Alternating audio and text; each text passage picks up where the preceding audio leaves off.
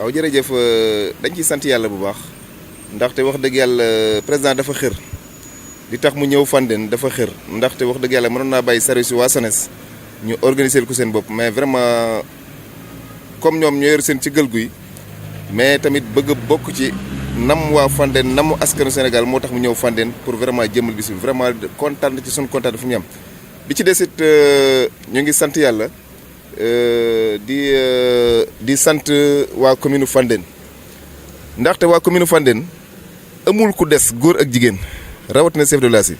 ndaxte dañ ni président di ñëw commune Fandène kooku histoire dañ koy bind.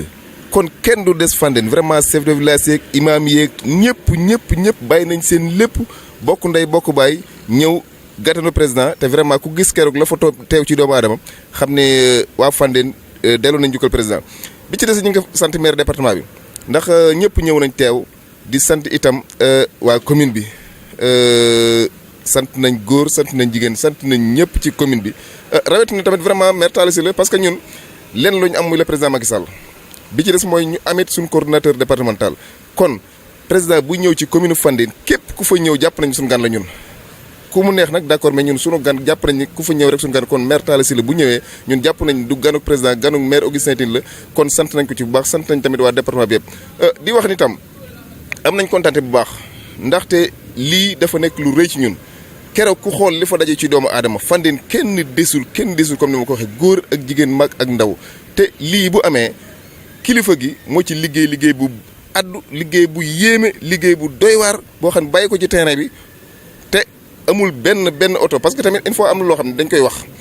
amul benn kaaru Fandène bu jug boo xam ne jox nañ kenn ñaar dërëm dañ leen ni président day ñëw maire Fandène moo ko war a dal ñëpp ñëw buñ paree ñibbiwaat kon loolu liggéey la boo xam ne dañoo jege askan wi waxtaan ak askan wi bañ a xam ni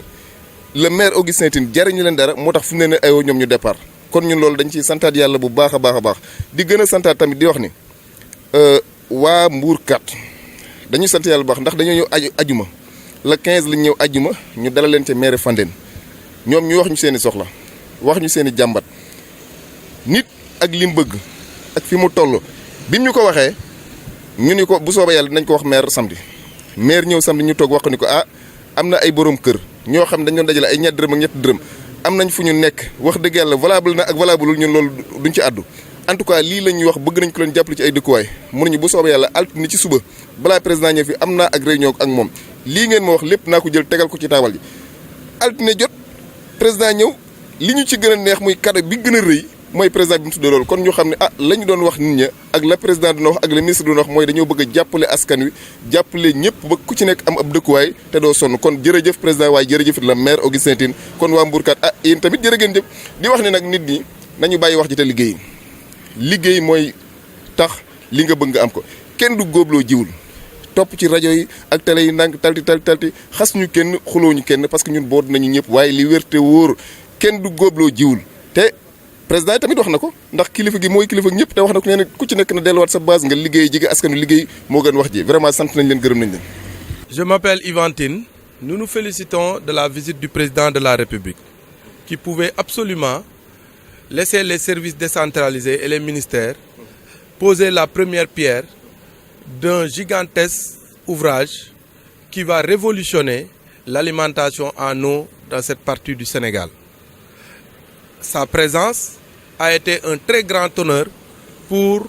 les Fandénois et les Fandénoises. Nous l'avons accueilli et surtout le chef de village de Sinthiou où l'ouvrage sera réalisé. C'est un immense plaisir qui a fait sortir tous les Fandénois, raison pour laquelle nous sommes là aujourd'hui pour leur dire merci pour cet effort, cet engouement, pour simplement dire au président qu'il est la bienvenue dans notre chère Fandène. Nous profitons de cette occasion pour dire merci à nos chefs de village pour la grande mobilisation. Nous profitons aussi de cette occasion pour dire merci aux différents maires du département qui sont venus massivement et qui ont participé à la grande mobilisation. Nous disons un merci très particulier au maire Talla Sylla, car le maire Talla Sylla est venu honorer de sa présence cette grande cérémonie. le maire Talla Sylla a été notre hôte et le ministre de la République, qui est le docteur Augustin Tine, lui dit un très grand remerciement pour cet acte que nous magnifions aujourd'hui. En effet, nous ne pouvons terminer nos remerciements sans dire un grand merci au président de la République. De par sa présence, mais au-delà de sa présence, il y a eu un acte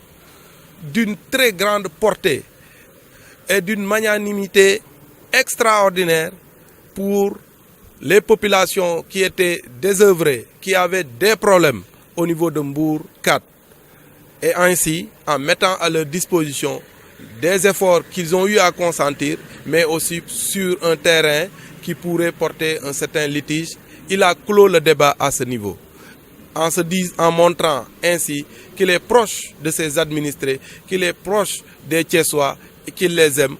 En somme, nous pouvons dire au président qu'en 2019, aux élections présidentielles à venir, nous lui montrerons que sa gratitude n'a pas été vaine et que nous allons lui donner une victoire éclatante à Thiès. Merci, je vous remercie.